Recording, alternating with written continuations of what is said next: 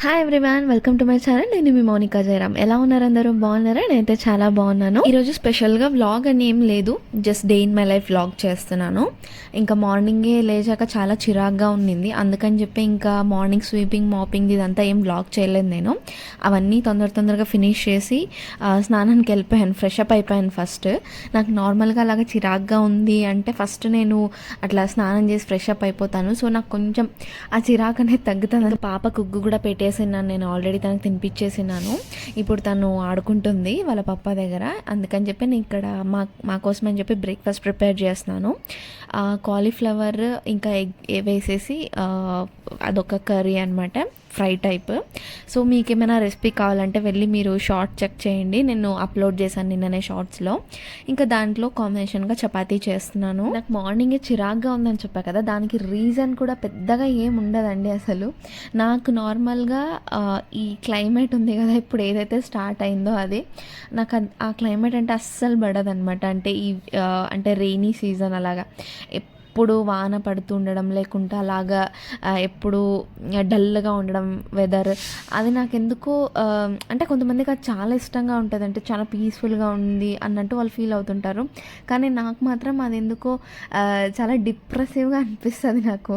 ఇది ఇప్పటి నుంచే కానీ నాకు చాలా రోజుల నుంచి ఉన్న ఒక చిరాకు, అంటే అదొక ప్రాబ్లం అనాలా ఏందో నాకు కూడా అర్థం కాదు. సో అలాంటిది నేను ఫీల్ అవుతాను అనమాట. ప్రతి ఇయర్ నాకు ఈ సీజన్ వచ్చిందంటే అదొక ఫోబియా లాగా స్టార్ట్ అయిపోతుంది. ఇంకా లాస్ట్ ఇయర్ ఆ టైంలో అయితే అంతగా అంటే అప్పుడు ప్రెగ్నెంట్ ఉండేదాన్ని, సో అంతగా నాకేం ఫీల్ కాలేదు. అది అంతే కదా, ప్రెగ్నెంట్ ఉన్నప్పుడు ఏవైతే ప్రెగ్నెంట్గా లేనప్పుడు నార్మల్గా ఉన్నప్పుడు ఏవైతే ప్రాబ్లమ్స్ ఫేస్ చేస్తామో, ప్రెగ్నెన్సీ వచ్చాక ఆ ప్రాబ్లమ్స్ అన్నీ అట్లనే మాయమైపోయి ఉంటాయి. నాకు కూడా అంతే, లో బీపీ ఇదంతా చాలా ఉన్నింది నాకు ఫస్ట్. కానీ ప్రెగ్నెంట్ అయ్యాక లో బీపీ అసలు ఏంది ఉండేది కాదు. మళ్ళీ డెలివరీ అంతా అయిపోయాక కొంచెం నార్మల్గానే ఉన్నింది. కొంచెం ఇప్పుడు మరీ కొంచెం అప్పుడప్పుడు అలా బీపీ లో అవుతుంటుంది. సో అలానే నాకు కూడా ఈ ఫోబియా అనేది ఉండేది కాదు ప్రెగ్నెన్సీ టైంలో. సో లాస్ట్ ఇయర్ నేను తప్పించుకున్నాను. మళ్ళీ ఈ ఇయర్ నేను అసలు దాన్ని గుర్తు కూడా పెట్టుకోలేదు. ఓకే, ఇప్పుడు సీజన్ స్టార్ట్ అయింది కదా, నాకు ఇలా ఫీల్ అవుతుందేమో అని చెప్పేసి. కానీ ఈ రీసెంట్ టైమ్స్లో బెంగళూరులో అయితే ఎక్కువ అంటే ఎండ అనేది లేదు, చాలా డల్గా ఉండడం అలా ఉంటుందన్నమాట, మోడం ఎప్పుడు కప్పేసి ఉండడం అలాగా. సో దానివల్ల నాకు అలా కొంచెం చిరాగ్గా ఉంది.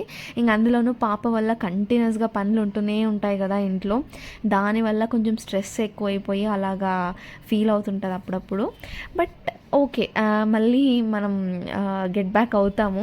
ఇట్ టేక్ సమ్ టైం కదా ఎవరికైనా అంతే. సో మేము ఇప్పుడు డైలీ బ్లాగ్స్లో హ్యాపీగా ఉన్నాము, మీకు మొత్తం హ్యాపీనెస్సే చూపిస్తుంటానంటే దాని అర్థం నాకు అంటే స్ట్రెస్ లేదు, నాకేం ప్రాబ్లమ్స్ లేవని కాదు కదా. అందరి లైఫ్లో స్ట్రెస్ అనేది ఉంటుంది, ప్రాబ్లమ్స్ అనేవి ఉంటాయి.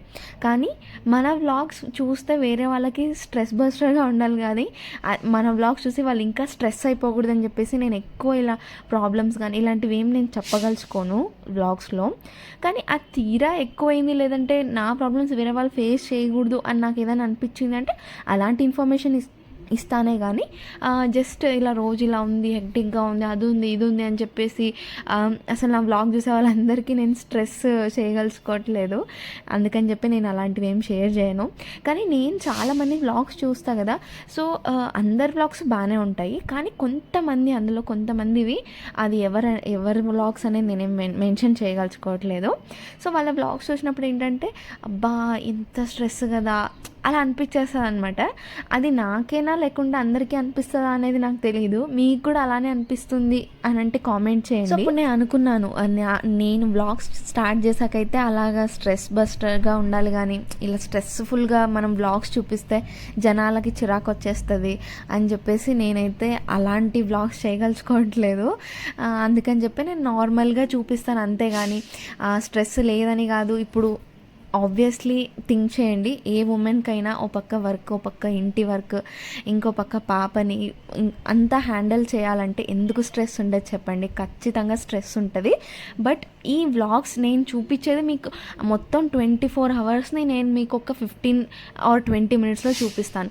సో ఆ 20 మినిట్స్లో నేను మొత్తం హ్యాపీనెస్ చూపించాలనుకుంటాను, నేను స్ట్రెస్ ఇదంతా కూడా చూపించాలనుకోవట్లేదు కాబట్టి నేను చెప్పట్లేదు. సో అదనమాట, గెట్ బ్యాక్ అవుతాము. కొంచెం ఈ క్లైమేట్ అడ్జస్ట్ అయ్యే వరకు, లేకుంటే కొన్ని రోజులు అంటే ఈ క్లైమేట్ దాటుకొని మళ్ళీ మనం నెక్స్ట్ క్లైమేట్కి అడుగు పెట్టేంత వరకు మేబీ ఉండొచ్చు, లేకుంటే తగ్గిపోవచ్చు కూడా, చెప్పలేము. అంటే నాకైతే ఇది అంటే ఇన్ని రోజులే ఉంటుంది అలా ఏం లేదు. అప్పుడప్పుడు అలా ఫీల్ అవుతాను, మళ్ళీ కొన్ని రోజులకి సరిపోతుంది అలాగా. సో దాన్ని పెద్దగా నేనేం పట్టించుకోను. ఇలా చిరాగ్గా ఏమైనా ఉన్నప్పుడు బయటకు వెళ్ళడం అలా చేస్తాను. అదే నాకు థెరపీ అనమాట. బయటికి వెళ్ళడము, లేకుంటే ఇల్లు క్లీన్ చేసుకోవడము, ఇలాంటివి ఏవైనా చేస్తాను. నాకైతే అదే బెస్ట్ థెరపీ. ఇప్పుడైతే ఇల్లు క్లీన్ చేసుకోవడం స్పెషల్గా అలాంటి థెరపీలు అయితే తీసుకునే స్టేజ్లో లేదు. ఎందుకంటే ఇంట్లో ఉన్న పనులే ఎక్కువ ఉన్నాయి, నాకు అసలు టైం లేదు ఇంకా. అందుకనే ఇంకా బయటికి అలా కాసేపు వెళ్ళి రావడము, లేకుంటే ఫ్రెండ్స్తో ఫోన్లో మాట్లాడడము, లేకుంటే ఫ్రెండ్స్ని వెళ్ళి మీట్ అవ్వడము, ఇలా చేస్తే నాకు కొంచెం ఆ స్ట్రెస్ అనేది తగ్గుతుంది. బ్రేక్ఫాస్ట్కి చేసినది లంచ్కి కూడా అదే ఉండింది, సో అదే తినేసాము. ఇంకా ఒకరు కామెంట్ చేశారు, అంటే మీ బేబీకి ఏం ప్రోడక్ట్స్ వాడతారు అని చెప్పేసి అడిగారు కదా. సో నేను షార్ట్ చేసి పెడతా అన్నాను. ఇంకా సపరేట్గా షార్ట్ ఎందుకులే అని చెప్పేసి లాంగ్ వీడియోలోనే యాడ్ చేసేస్తున్నాను. ఇంకా బాడీ లోషన్ వచ్చేసి నేను మమా ఎర్త్ వాళ్ళది వాడుతున్నాను. మొత్తం బాడీ లోషన్ అనే కదా, మ్యాక్సిమం తనకు వాడే ప్రోడక్ట్స్ అన్నీ కూడా మమా ఎర్తే వాడతాను నేను. సో ఇదైతే మిల్కీ సాఫ్ట్ రేంజ్. ప్రతి ఒక్కటి నేను మా పాపకి మిల్కీ సాఫ్ట్ రేంజ్లోదే తీసుకుంటాను. సో చాలా సాఫ్ట్గా అలా బ్లెండ్ అయిపోతుంది అనమాట. సో మాయిశ్చరైజర్ బాడీకి అదంతా కూడా అదే అప్లై చేస్తాను నేను. ఇప్పుడు జస్ట్ మీకు చూపేయాలని చెప్పేసి హ్యాండ్స్ ఒకటే అప్లై చేసిన లేదు, లాస్ట్లో అప్లై చేస్తున్నాను. బాడీకి అంతా కూడా నేను మమా ఎర్త్ మిల్కీ సాఫ్ట్ రేంజ్లో ఉన్న బాడీ లోషన్నే వాడతాను. ఇది 0 to 5 years వరకు మనం యూస్ చేయొచ్చు. 5 years తర్వాత కావాలంటే మళ్ళీ మనకి 5 to 10 years ఆప్షన్స్ ఉంటాయి, అవి మీరు సెలెక్ట్ చేసుకోవచ్చు. ఇంకా ఫేస్కి వచ్చేసి నేను మిల్కీ సాఫ్ట్ క్రీమ్లోదే మమా ఎర్త్ వాళ్ళదే ఫేస్ క్రీమ్ కూడా యూస్ చేస్తాను. ఇది మాయిశ్చరైజర్ లాగా పనిచేస్తుంది అనమాట.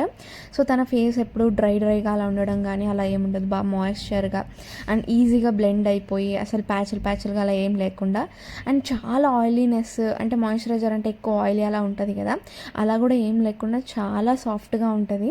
మా పాపకి అంటే ఇది నేను న్యూ బోర్న్ నుంచి కూడా ఇది యూజ్ చేస్తున్నాను నేను. మా పాప పుట్టాక జస్ట్ ఒక 3-4 days లేదు, ఒక 1 week వరకు వాడలేదు. ఆ తర్వాత నుంచి నేను మొత్తం స్టార్ట్ చేశాను అనమాట వాడడం ఇవే మమా ఎర్త్ ప్రోడక్ట్స్ అన్నీ కూడా. నేను డెలివరీ ముందే అన్నీ ఆర్డర్ చేసి పెట్టుకున్నాను, సో దట్ అంటే తర్వాత ఆన్లైన్లో ఆర్డర్ చేసి వచ్చేంత వరకు వెయిట్ చేయాల్సిన అవసరం ఉండదని. తర్వాత మమా ఎర్త్ సన్ స్క్రీన్ కూడా వాడతాను. ఇది కూడా మిల్కీ సాఫ్ట్ రేంజ్లోనే ఉంటుంది.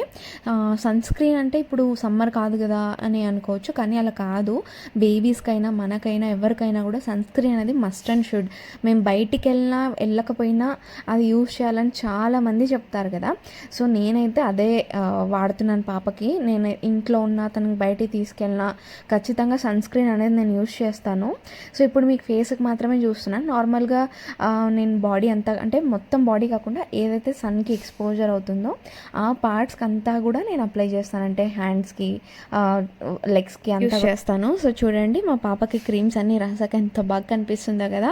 ఇంకా రెడీ అయ్యాకైతే చాలా ముద్ద వచ్చేస్తుంటుంది, కాసేపటికి అంతా చెడగొట్టుకొని ఉంటుంది. ఇంకా కాటుక పెట్టే లోపు అయితే నా తల ప్రాణం తోక్కొస్తుంది, అస్సలు పెట్టనీయదు. ఒకటి అలా పోతే ఒకటి ఇలా వచ్చేది, అలా ఉంటుంది అనమాట నా పరిస్థితి రోజు. ఇంకా పౌడర్ కూడా మమా ఎర్త్ వాళ్ళదే వాడుతున్నాను. నేను టాల్కమ్ పౌడర్ వాడట్లేదండి, డస్టింగ్ పౌడర్ యూస్ చేస్తున్నాను. టాల్కమ్ పౌడర్ అంత మంచిది కాదు అని అంటారు కదా పిల్లలకి, సో అందుకని చెప్పి నేనైతే డస్టింగ్ పౌడర్ యూస్ చేస్తున్నాను. ఇదైతే న్యాచురల్గా ట్రీ ఎక్స్ట్రాక్ట్ నుంచి చేసిండేదని చెప్పారు, సో అందుకని చెప్పి నేను అదే యూస్ చేస్తున్నాను. మా పాపకి ఇప్పటివరకు అయితే ర్యాషెస్ కానీ ఇలాంటివి ఏమీ లేవు, చాలా హెల్తీగానే ఉంది. అండ్ వైప్స్ వచ్చేసి నేను మదర్ స్పర్శ్ వాళ్ళది 99% ఉండేది యూస్ చేస్తాను. అండ్ ర్యాషెస్ క్రీమ్ కూడా యూస్ చేస్తాను, అది కూడా మమా ఎర్త్దే.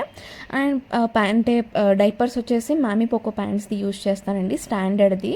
బయటికి ఎక్కడికైనా వెళ్ళేది ఉంటే ఎక్స్ట్రా అబ్జార్బ్ది యూస్ చేస్తాను, ఇంట్లో అయితే స్టాండర్డ్ది యూస్ చేస్తాను. దీంట్లో సైజెస్ని బట్టి మీరు ఆర్డర్ చేసుకోవచ్చు.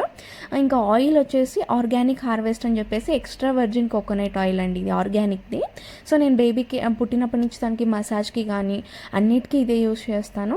అండ్ తన హెయిర్కి కూడా అదే యూస్ చేస్తాను నేను. జస్ట్ మీరు అడిగారని చెప్పేసి నేను షేర్ చేస్తున్నాను పాప ప్రోడక్ట్స్ అన్నీ కూడా. సో మీరు యూస్ చేయాలి అనుకుంటే మీరు మళ్ళీ కావాలంటే రీసెర్చ్ చేసి, లేకుంటే మీ పీడియాట్రిషియన్స్ని కన్సల్ట్ చేసి యూస్ చేయొచ్చు. మార్నింగ్ బట్టలు ఆరేసిన్నాను కదా, అవన్నీ తీసుకొచ్చేసి మడత పెడుతున్నాను ఇక్కడ. ఇంకా బాక్ అనేది మూవీ వచ్చింది కదా, తమన్నాది హారర్ మూవీ, అది చూస్తూ అయితే మడత పెడుతున్నాను. మళ్ళీ సడన్గా గుర్తొచ్చింది వ్లాగ్ చేస్తున్నాను కదా అని చెప్పేసి, అందుకని చెప్పి ఒక వీడియో తిమ్మన్నాను. అది ఆ హెడ్సెట్ అలానే ఉండిపోయింది, ఎందుకంటే పాప పడుకోయింది, అందుకని చెప్పి హెడ్సెట్ వేసుకొని చూస్తున్నాను.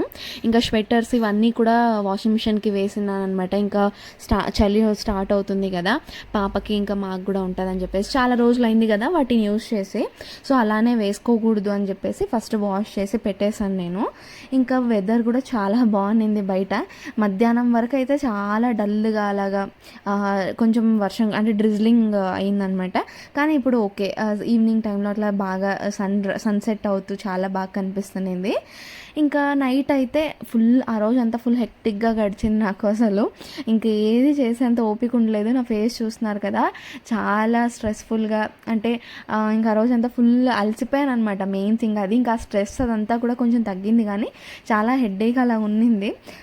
అందుకనే పెద్దగా వంటలు ఏం పెట్టుకోలేదు. ఇంకా వెజిటేబుల్స్ కూడా అన్నీ అయిపోయినాయి, తెచ్చుకోవాలి. అందుకనే సింపుల్గా టొమాటో కర్రీ చేసేద్దామని చెప్పి చేస్తున్నాను. ఇక్కడ టొమాటోస్ కూడా కొన్ని ఉన్నాయి, బట్ మాకు సరిపోతుందిలే అని చెప్పేసి అదే చేసేసాను అప్పటికి.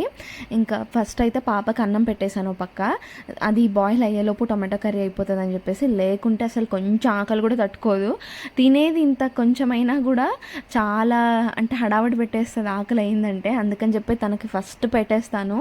ఇక్కడైతే ఇంకా టొమాటో కర్రీ ప్రిపేర్ చేస్తున్నాను. అలాగే పక్కన మా కోసం రైస్ పెట్టాలి, అందుకనే రైస్ కుక్కర్ కూడా వాష్ చేయాలని చెప్పేసి సైడ్కి పెట్టుకున్నాను. ఇది తర్వాత ఇదంతా పెట్టేసి వెళ్దామని పెడుతున్నాను అనమాట ఫస్ట్. ఎందుకంటే మా పాపకి రైస్ అయితే సరిపోదు కదా, కర్రీ కూడా కావాలి కదా, అందుకని చెప్పి రెండు ఫస్ట్ చేసేయాలి. మాకు లేట్ అయినా పర్లేదు, మా పాపకి అస్సలు లేట్ అవ్వకూడదు అనమాట. లేకుంటే అసలు నన్ను ఒక్క నిమిషం అల్లాడిచ్చేస్తుంది. అందుకని చెప్పేసి ఫస్ట్ కర్రీ ఇదంతా కూడా ప్రిపేర్ చేసేయాలి. ఆఫీస్ వర్క్ ఇదంతా కూడా చాలా ఉన్నింది, అందుకని చెప్పి చాలా హెడ్ఏక్ అయిపోయింది ఈరోజు.